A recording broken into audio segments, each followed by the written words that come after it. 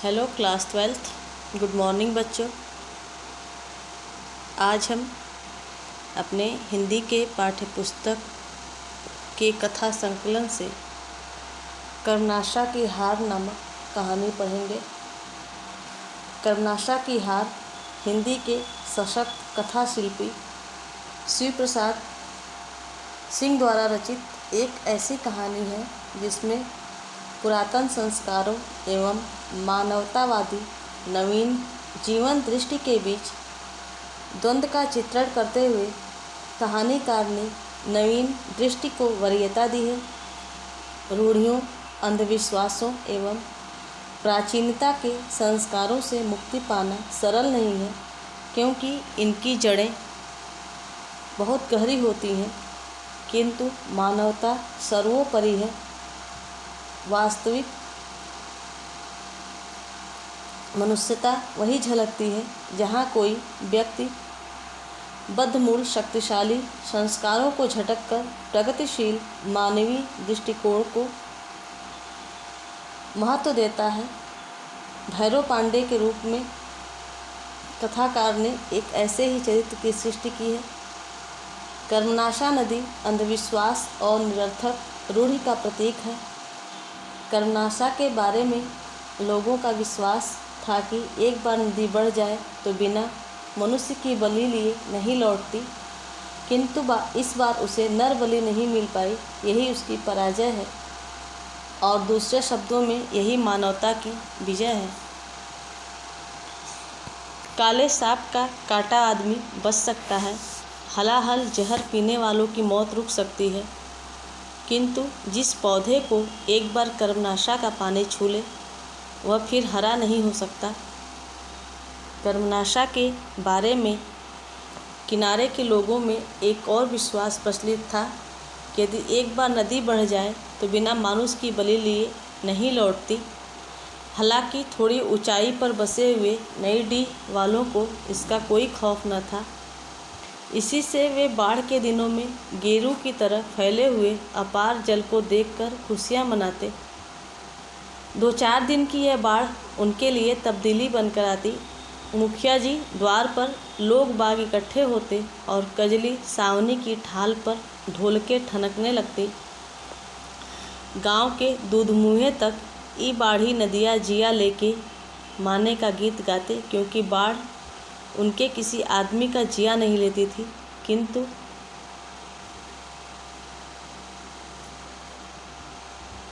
पिछले साल अचानक जब नदी का पानी समुद्र के ज्वार की तरह उमड़ता हुआ नई डीह से जा टकराया तो ढोलके बह चली। गीत की कड़ियाँ मुरझाकर होठों से पपड़ी की तरह छा गई। सोखा ने जान के बदले जान देकर पूजा की। 5 बकरों की दौरी भेंटें हुई, किंतु बढ़ी नदी का हौसला कम न हुआ। एक अंधी लड़की, एक अपाहिज बुढ़िया बाढ़ की भेंट रही। नई डीह वाले कर्मनाशा के इस उग्र रूप से काँप उठे। बूढ़ी औरतों ने कुछ सुराग मिलाया, पूजा पाठ कराकर लोगों ने पाप शांति की। एक बाढ़ बीती, बरस बीता, पिछले घाव सूखे न थे कि भादों के दिनों में फिर पानी उमड़ा।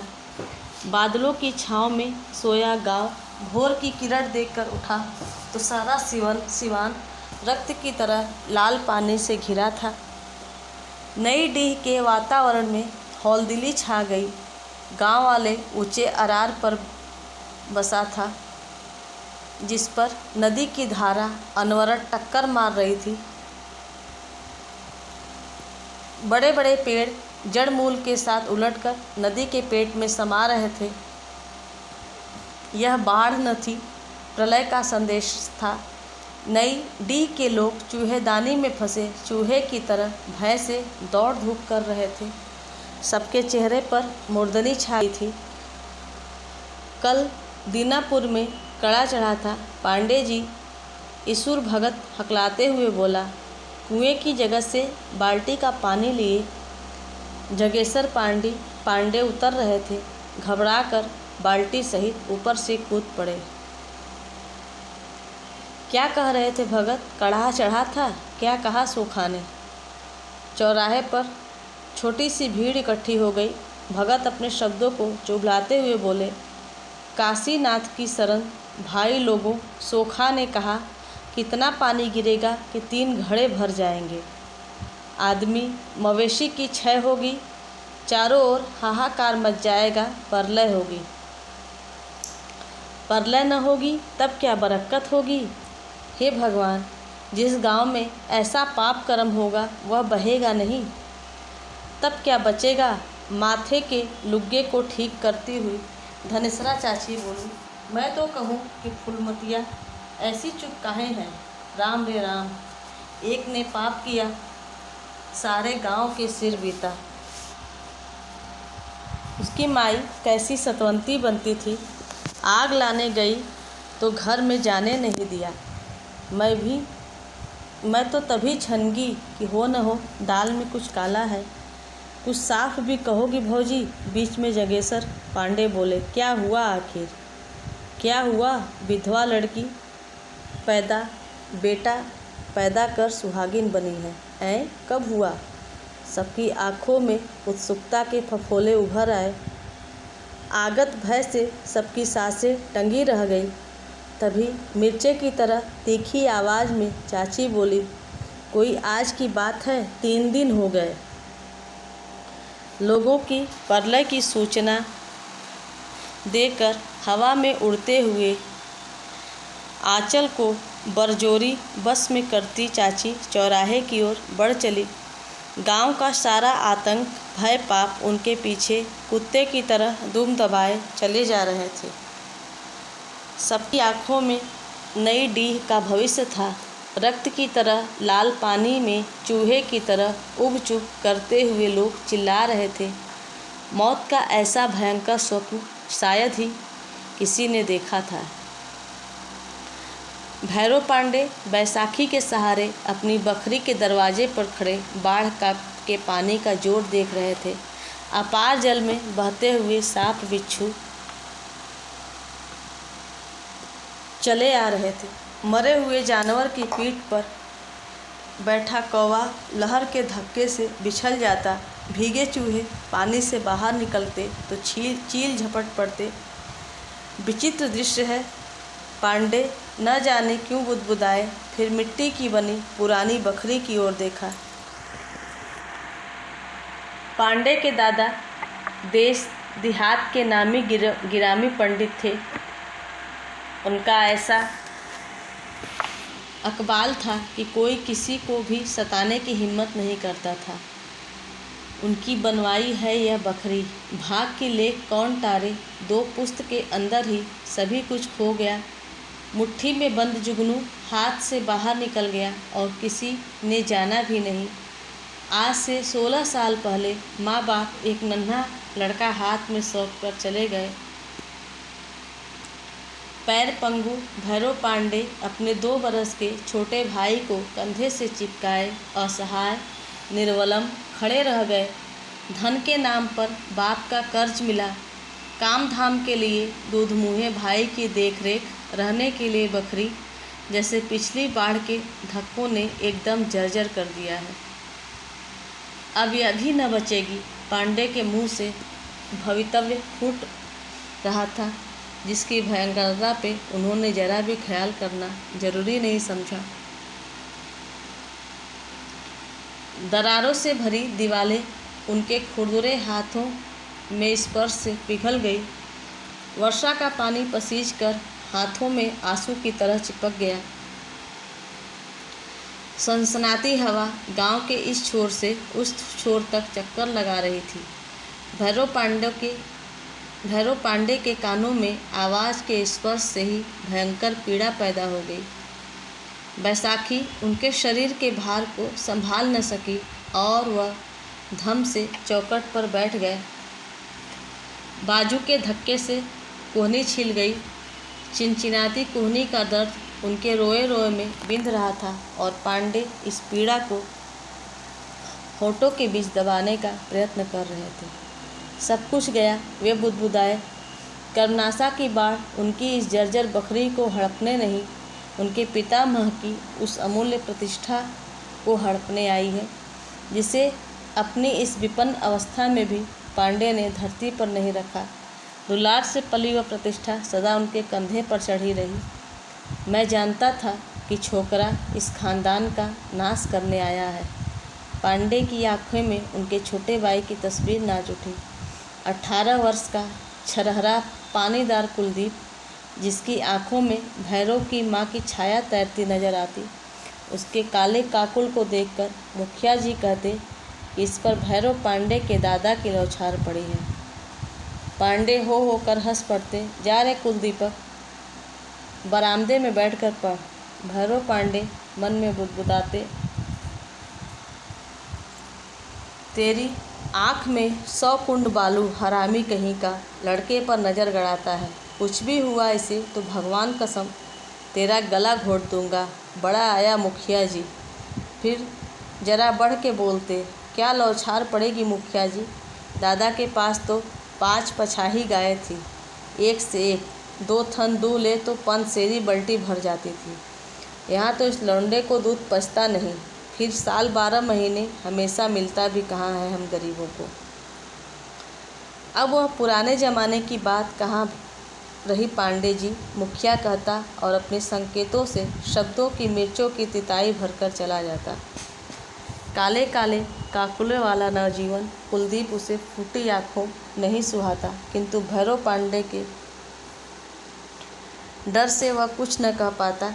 भैरव पांडे दिन भर बरामदे में बैठकर रुई के बिनौले निकालते, तुमते सूत तैयार करते और अपनी तकली नचा नचा कर जनेऊ बनाते, जजमानी चलाते, पत्रा देख देते, सत्यनारायण की कथा बाँच देते और इससे जो कुछ मिलता कुलदीप की पढ़ाई और उसके कपड़े लत्ते आदि में खर्च हो जाता। यह सब मर मर कर किया था। इसी दिन को पांडे की आंखों में प्यास छा गई। लड़के ने उन्हें किसी और का नहीं रखा। आज यहाँ आफत मची है, अपने पता नहीं कहाँ भाग कर छिपा है। राम जाने कैसे हो। सूखी आँखों से 2 बूंद गिर पड़ी।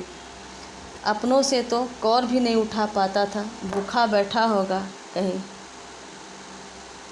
बैठे मरे, हम क्या करें। पांडे ने बैसाखी उठाई, बगल की चरपाई तक गए और धम से बैठ गए। दोनों हाथों में मुँह छिपा लिया और चुप लेटे रहे।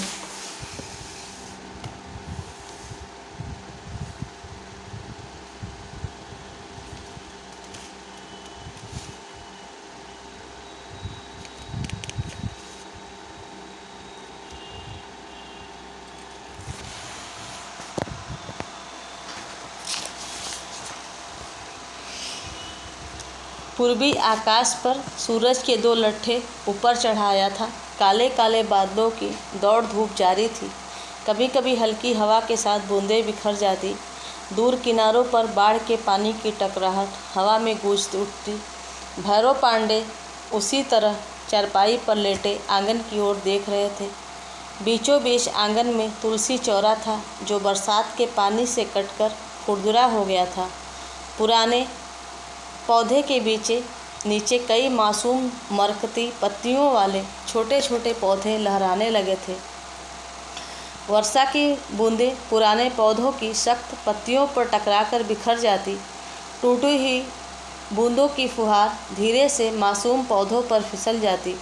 कितने आनंदमग्न थे वे मासूम पौधे। पांडे की आंखों के सामने कार्तिक की वह शाम भी नाच उठी। 2 बरस पहले की बात होगी। शाम के समय जब वे बरामदे में लेटे थे, फुलमत आई अपनी बाल्टी मांगने। सुबह भैरव पांडे ले आए थे किसी काम से। कुलदीप, जरा भीतर से बाल्टी दे देना, कहा था पांडे ने। सफ़ेद साड़ी में लिपटी लिपटाई गुड़िया की तरह फुलमत आंगन में इसी चौरे के पास आकर खड़ी हो गई थी और बाल्टी उठाने के लिए जब कुलदीप झुका था तो फुलमत भी अपने दोनों हाथों से आंचल का खूंट पकड़कर तुलसी जी की वंदना करने के लिए झुकी थी। कुलदीप के झटके से उठने पर उसकी पीठ से टकरा गई थी अचानक। तब न जाने क्यों दोनों मुस्कुरा उठे थे। भैरव पांडे क्रोध से तिलमिला गए थे। वे गुस्से के मारे चारपाई से उठे तो देखा कि कुलदीप बाल्टी लिए खड़ा था और फुलमत तुलसी चौरे पर सिर रखकर प्रार्थना कर रही थी। न जाने क्यों पांडे की आंखें भर आई। बरसात के दिनों के बाद इस खुरदुरे चौरों को उनकी माँ पीली मिट्टी के लेपन से संवार देती, फिर श्वेत बलुई मिट्टी से पोत कर सफ़ेद कर देती। शाम को सूखे हुए चबूतरे पर घी के दीपक जलाकर माथा टेक कर वे लड़कों के मंगल के लिए विनय करती। तब वे भी ऐसे ही झुक आशीर्वाद मांगती और पांडे बगल में चुपचाप खड़े दियों का जलना देखा करते थे। पांडे को सामने खड़ा देख कुलदीप हड़बड़ाया और फुलमत बाल्टी लेकर चुपचाप बाहर चले गई। पांडे के चेहरे पर एक विचित्र भाव था जिसे संभाल सकने की ताकत उन दोनों के मन में न थी और दोनों ही भय की कंपन लिए इधर उधर भाग खड़े हुए। बहुत दिनों तक पांडे के चेहरे पर अवसाद का यह भाव बना रहा। कुलदीप डर के मारे उनकी ओर देख न पाता, न तो पहले जैसी जिद कर सकने की हिम्मत होती और न हंसी की कलरव से घर के कोने कोने को गुंजायमान बनाने का साहस। पांडे ने अपने दिल को समझाया, इसे लड़कों का क्षणिक खिलवाड़ समझा। सोचा धरती की छाती बड़ी कड़ी है, ठेस लगते ही सारी गुलाबी पंखुड़ियाँ बिखर जाएगी, दोनों को दुनिया का भाव ताव मालूम हो जाएगा। पांडे के रुख से फुलमत भी सशंक हो गई थी। वह इधर कम आती। कुलदीप के उठने बैठने पढ़ने लिखने पर पांडे की कड़ी नज़र थी। वह किताब खोलकर बैठता तो दिए की टेम में श्वेत वस्त्र में लिपटी फुलमत खड़ी हो जाती। पुस्तक के पन्ने खुले रह जाते और वह एक टक दिए की लौ की ओर देखता रह जाता। पांडे को उसकी यह दशा देखकर बड़ा क्रोध आता, पर कुछ कहते नहीं। कुलदीप एक बार टोक भी दिया था, क्या देखते रहते हो इस तरह, तबीयत तो ठीक है ना? जी, इतना ही कहा था कुलदीप ने और फिर पढ़ने लग गया था। दिए की टेम कुलदीप के चेहरे पर पड़ रही थी, जिसके पीछे घरे अंधकार में लेटे पांडे क्रोध, मोह और न जाने कितने प्रकार के भावों के चक्कर में झूल रहे थे। उन्हें फुलमत पर बेहद गुस्सा आता। रिमल मल्लाह की यह विधवा लड़की मेरा घर चौपट करने पर क्यों लगी है? पता नहीं कहाँ से बह दहकर यहाँ आकर बस गए कुलच्छनी। अब क्या चाहती है? बाप मरा, पति मरा, अब न जाने क्या करेगी, न जाने कौन सा मंत्र पढ़ दिया। यह कबूतर की तरह मुंह फुलाए बैठा रहता है, न पढ़ता है न लिखता है, हंसना खेलना खाना सब भूल गया। पांडे चरपाई से उतरकर इधर उधर चक्कर लगाते रहे, पर निर्णय कुछ न कर सके। समय बीतता गया। कुलदीप भी खुश नजर आता, हंसता खेलता। पांडे की छाती से चिंता का भारी पत्थर खिसक गया। एक बार फिर उनके चेहरे पर हंसी की आभा लौटने लगी। रुई सूत का काम फिर शुरू हुआ। गांव के 2-4 निठल्ले उठल्ले आकर बैठ जाते। दिन गपाष्टक में बीत जाता। सुरती मलमल ताल ठोकते और पिच से थूक कर किसी को गाली देते या निंदा करते। इन सब चीज़ों से वास्ता न रखते हुए भी पांडे सुनते जाते। उनका मन तो चक्कर खाती तकली के साथ ही घूमता रहता। हूँ हाँ करते जाते और निठल्लों की बातें में सन्नाटे की किसी तरह झेल ले जाते। पांडे उसी चरपाई पर लेटे थे। अंतर इतना था कि दिन थोड़ा और ऊपर चढ़ाया था। लहरों की टकराहट और तेज हो गई थी। रक्त की तरह खौलता हुआ लाल पानी गांव के थोड़ा निकट आ गया था। उनकी नसें किसी तीव्र व्यथा से जल रही थी।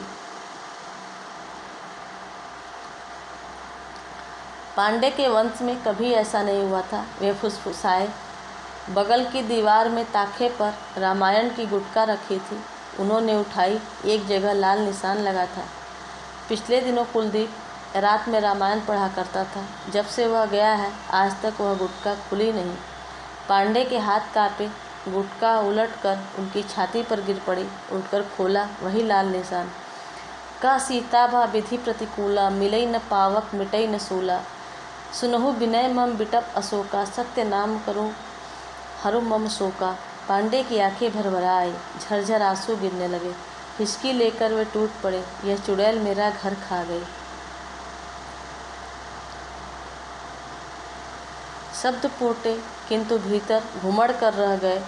गाली देने से ही क्या होगा, इतने तक रहता तो कोई बात थी। आज उसे बच्चा हुआ है, कहीं कह दे कि लड़का कुलदीप का है तो नहीं नहीं, ऐसा नहीं हो सकता। पांडे बड़बड़ाए।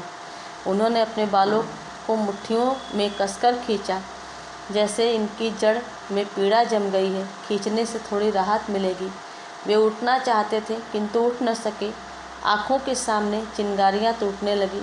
उन्हें आज मालूम हुआ कि वे इतने कमज़ोर हो गए हैं कि कुलदीप के जाने के बाद से आज तक उनका जीवन अव्यवस्था की एक कहानी बनकर रह गया है। 4-5 महीने से कुलदीप भागा है। पिछले कई दिनों तक वे जरूर बहुत बेचैन थे, किंतु समय ने उस दुख को भुलाने में मदद की थी। आज फिर कुलदीप उनकी आंखों के सामने खड़ा हो गया। बीती घटनाएं एक एक कर आंखों के सामने नाचने लगी। चैत के दिनों में गर्मी से जली तपी कर्मनाशा किनारे के नीचे सिमट गई थी। नदी के पेटे में दूर तक फैले हुए बालू का मैदान, चांदनी में सीपियों के चमकते हुए टुकड़े, सामने के ऊंचे अरार पर घन पलाश के पेड़ों की आरक्त पाते, बीच में घुघू, चाहो और जल विहार करने वाले पक्षियों का स्वर। कगार से नदी तीर तक बने हुए छोटे बड़े पैरों के निशानों की 2 पंक्तियाँ, सिर्फ 2। तुम मुझे मझधार में लाकर छोड़ तो नहीं दोगे। घुटन और शंका में खोए हुए धीमे स्वर, श्यामा की चीरती दर्द भरी आवाज़, एक चुप्पी, फिर हकलाती आवाज़, मैं अपना प्राण दे सकता हूँ किंतु तुमको कभी नहीं। चांदनी की झीनी परतें सघन होती जा रही थी। सुनसान किनारे पर भटकी हवा की सनसनाहट में आवाज़ों का अर्थ खो जाता है। कभी हल्के हास्य की नर्म ध्वनि, कभी आक्रोश के बुलबुले, कभी उल्लास तरंग, कभी सिसकियों की सरसराहट। भैरव पांडे एक बार चांदनी के इस पवित्र आलोक में अपनी क्रूरता और निर्ममता पर विचार करने के लिए रुक गए तो क्या आज तक उनका सारा प्रयत्न निष्फल था?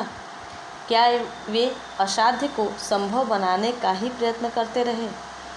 एक क्षण के लिए भैरव पांडे ने सोचा, काश फुलमत अपनी ही जाति की होती, कितना अच्छा होता। वह विधवा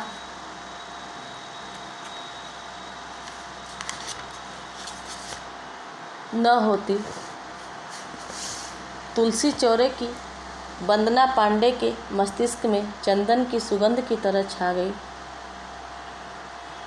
उसका रूप, चाल चलन, संकोच, सब कुछ किसी को भी शोभा देने लायक था। एक क्षण के लिए उनकी आंखों के सामने सफ़ेद साड़ी में लिपटी फुलमत की दुबली पतली काया हाथ जोड़कर खड़ी हो गई, जैसे वह आंचल फैलाकर आशीर्वाद मांग रही हो। भैरव पांडे विजड़ित खड़े थे, विमूढ़। यह असंभव है। पांडे ने बैसाखी संभाली और नीचे की ओर लपके। कुलदीप, बड़ी कर्कश आवाज़ थी पांडे की। दोनों सिर झुकाए सामने खड़े थे। आज पहली बार पाप की साक्षी में दोनों समवेत दिखाई पड़े। पांडे फिर एक क्षण के लिए चुप हो गए। मैं पूछता हूँ, यह सब क्या है? पांडे चिल्लाए। इतने निर्लज्ज हो तुम दोनों? पांडे बढ़कर सामने आए। फुलमत की ओर मुंह फेर कर बोले, तू इसकी ज़िंदगी क्यों बिगाड़ना चाहती है? क्या तू नहीं जानती कि जो तू चाहती है वह स्वप्न में भी नहीं हो सकता? कभी नहीं, कभी नहीं। फुलमत चुप थी। पांडे दूने क्रोध में बोले, चुप क्यों है चुड़ैल? बोलती क्यों नहीं? मैं क्यों इनकी ज़िंदगी बिगाड़ूंगी दादा? वह सहसा एकदम निचुड़ गई। मैंने तो इन्हें कई बार मना किया। कुलदीप, पांडे दहाड़े, सीधे रास्ते पर आ जाओ, अच्छा होगा। तुमने भैरव का प्यार देखा है, क्रोध नहीं। जिन हाथों से मैंने पाल पोस कर बड़ा किया है, उसी से तुम्हारा गला घोटकर इसी पानी में फेंक दो। गला घोटते मुझे देर न लगेगी। दादा, कुलदीप हकलाया, हम दोनों पापी नीच। भैरव पांडे के हाथ की 5 उंगलियां कुलदीप के चेहरे पर उभर आई। मैं सोचता था तू ठीक हो जाएगा। पांडे क्रोध से काँप रहे थे, लेकिन नहीं, तू मेरी हत्या करने पर तुल ही गया है। वे फुलमत की ओर घूर कर चिल्लाए, क्या खड़ी है डायन, भाग, नहीं तो तेरा गला घोटकर इसी पानी में फेंक दूंगा। अंधड़ को पीते हुए त्रिषित सांप जैसा स्वर यह सब मैंने किया था। पांडे चारपाई पर घायल सांप की तरह तड़फड़ाते हुए बदबदाए। उनकी छाती से सरक कर रामायण की गुटका जमीन पर गिर पड़ी और उस पवित्र आराध्य वस्तु को उठाने का उन्हें ध्यान न रहा। कुलदीप दूसरे ही दिन लापता हो गया। पांडे अपनी बैसाखी के सहारे दिन भर गांव गिराव की खाक छानते फिरे। 3 दिन 3 रात बिना अन्न जल के वे पागल की तरह कुलदीप को ढूंढते फिरे, किंतु वह नहीं मिला। थक कर हार कर पांडे वापस आ गए। बाप दादों की इज्जत की प्रतीक इतनी लंबी विशाल बकरी, जिसकी दीवारें मुंह दबाए शांत पुजारी के तप की तरह अड़ी खड़ी थी, किंतु सुनसान निष्प्राण पिंजर की तरह लगती थी वह बकरी। चौखट पर पैर रखते हुए पांडे की आत्मा करा उठी, चला गया। बैसाखी रखकर पांडे आंगन के कोने में बैठ गए। वह अब कभी नहीं लौटेगा। रात में उन्हें बड़ी देर तक नींद नहीं आई। कुलदीप को बचपन से लेकर आज तक उन्होंने कभी अपनी आँख की ओट नहीं होने दिया। छुटपन से लेकर आज तक खिलाया पिलाया, पाला पोसा और आज लड़का दगा देकर निकल गया। पांडे अधरों की मेड़ के पीछे बिथा के सैलाब को रोकने का असफल प्रयत्न करते रहे। भोर होने में देरी थी। उनीदी आंखें करवा रही थीं, किंतु मन की जलन के आगे उस दर्द का क्या मोल। पांडे उठकर टहलने लगे। सामने के बसवार के भीतर पूर्वी क्षितिज पर ललछौहा उजास फूटने लगा था। गली की मोड़ के कच्चे मकान के भीतर से जात की घुर घर गूंज रही थी। एक घुमड़ता गड़गड़ाहट का स्वर, जिसके पीछे जात वाली के कंठ की व्यथा की एक सुरीली तान टूट टूट कर कौद उठती थी। मोहे जोगिनी बना के कहाँ गईले रे जोगिया। पांडे एक क्षण अवाक होकर इस दर्दीले गीत को सुनते रहे। प्यासे भूले भटके थके हुए स्वर पांडे की आत्मा में जैसे समान वेदना को पहचान कर उतरते चले जा रहे हैं। अब रोने चली है चुड़ैल। पांडे पागल की तरह बड़बड़ाते रहे। रो रो कर मर, मैं क्या करूं। बाढ़ के लाल पानी में सूरज डूब रहा था। पांडे बैसाखी के सहारे आकर दरवाजे पर खड़े हुए नदी की ओर आदमियों की भीड़ खड़ी थी। वे धीरे धीरे उधर ही बढ़े। सामने 3-4 लड़के अरहल की खूंटियाँ गाड़कर पानी का बढ़ाव नाप रहे थे। क्या कह रहा है रे छबीला। पांडे बला चेहरे पर मुस्कुराहट का भाव ला कर बोले। देखता नहीं लंगड़ा, बाढ़ रोक रहे हैं। पांडे मुस्कुराए। जैसा बाप वैसा बेटा। तेरा बाप भी खूंटियाँ गाड़कर कर्मनाशा की बाढ़ को रोकना चाहता है। वह भीड़ कैसी है रे छबीले, नहीं जानते। फुलमत को नदी में फेंक रहे हैं, उसके बच्चे को भी। उसने पाप किया है। छबीला फिर गंभीर खड़े पांडे से सत कर बोला। क्यों पांडे चाचा, जान लेकर बाढ़ उतर जाती है ना। हाँ हाँ। पांडे आगे बढ़े। बोतल की टीप खुल गई थी। पांडे के मन में भयानक प्रेत खड़ा हो गया। चलो, न रहेगा बाँस न बाजेगी बाँसुरी। चली थी पांडे के वंश में कालिक पोतने। अच्छा ही हुआ कि वह छोकरा भी आज नहीं है। फुलमत अपने बच्चे को छाती से चिपकाए टूटते हुए अरार के एक नीम के तने से सटकर खड़ी थी। उसकी बूढ़ी माँ जार बेजार रो रही थी, किंतु आज जैसे मनुष्य ने पसीजना छोड़ दिया था। अपने अपने प्राणों का मोह इन्हें पशु से नीचे उतार चुका था। कोई इस अन्याय के विरुद्ध बोलने की हिम्मत नहीं करता था। कर्मनाशा को प्राणों की बलि चाहिए। बिना प्राणों की बलि लिए बाढ़ नहीं उतरेगी। फिर उसी की बलि क्यों न दी जाए जिसने पाप किया। पर साल जान के बदले जान दी गई, पर कर्मनाशा 2 बलि लेकर ही मानी। त्रिशंकु के पाप की लहरें किनारों पर सांप की तरफ फुफकार रही थी। आज मुखिया का विरोध करने का किसी में साहस न था। उसके निजता के कार्यों का ऐसा समर्थन कभी न हुआ था। पता नहीं किस बैर का बदला ले रहा है बेचारे से। भीड़ में कई इस तरह सोचते, ऐसा तो कभी नहीं हुआ, किंतु कौन बोले। सब मुंह सिए खड़े थे। तुम्हारी क्या राय है भैरव पांडे, मुखिया बोला। सारे गांव ने फैसला कर दिया है। एक के पाप के लिए सारे गांव को मौत के मुंह में नहीं झोंक सकते।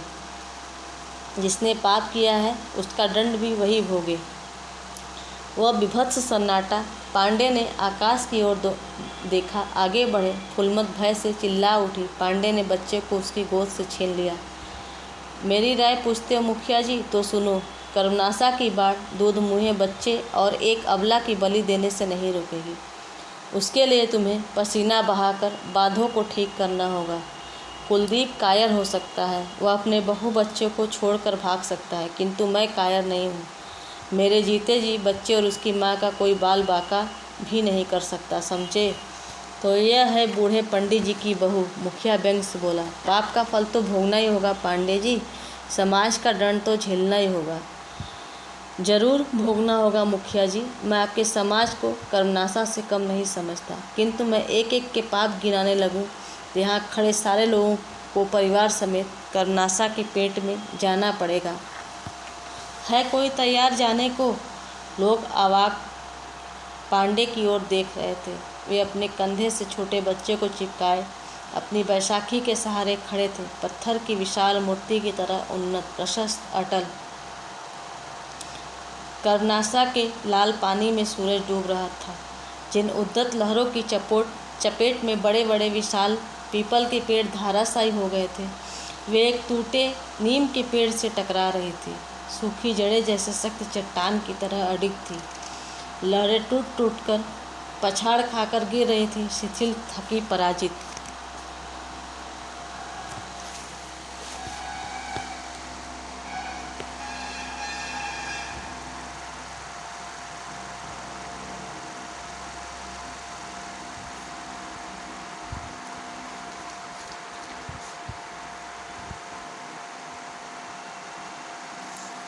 कर्मनाशा की हार कहानी के उद्देश्य।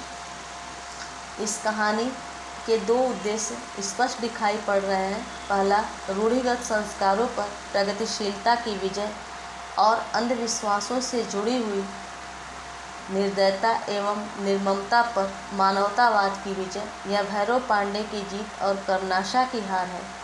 एक ब्राह्मण कुल का व्यक्ति मल्लाह की विधवा बेटी को ही अपनी कुल लक्ष्मी के रूप में स्वीकार करता है तथा अपाहिज होते हुए भी जिस निडरता से पूरे गांव का सामना करता है, वह उसकी नैतिकता एवं मानवतावाद की विजय है। भैरव पांडे का यह कथन कि कर्मनाशा की बाढ़ किसी दूध मुँहे बच्चे एवं अबला की बलि देने से नहीं, बांधों को ठीक करने से रोकी जा सकेगी, इस कहानी के उद्देश्य को प्रकट करता है। कहानी का अंत सांकेतिक भाषा शैली में हुआ है।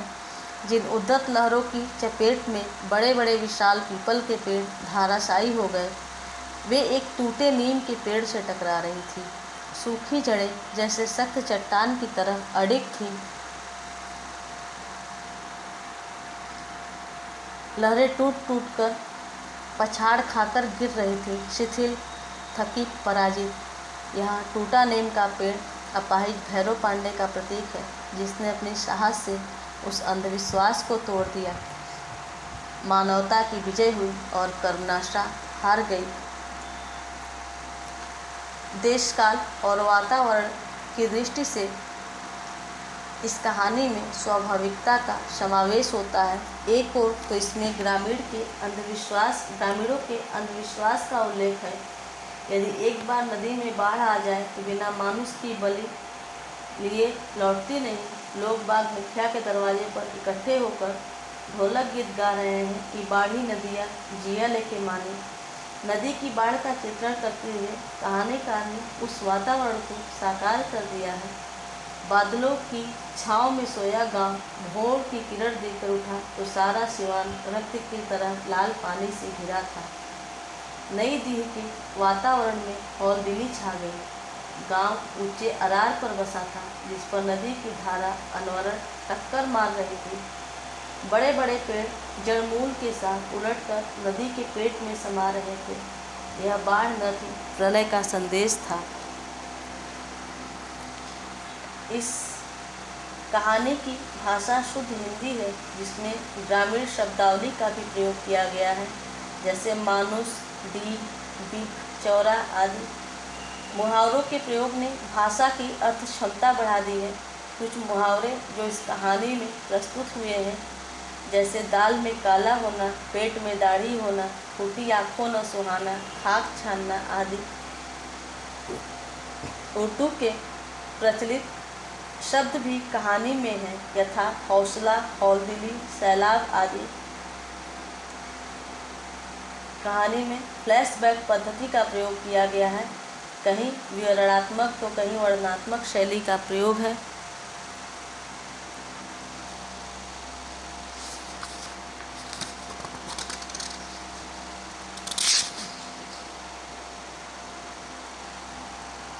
हौलदिली का अर्थ भय होता है।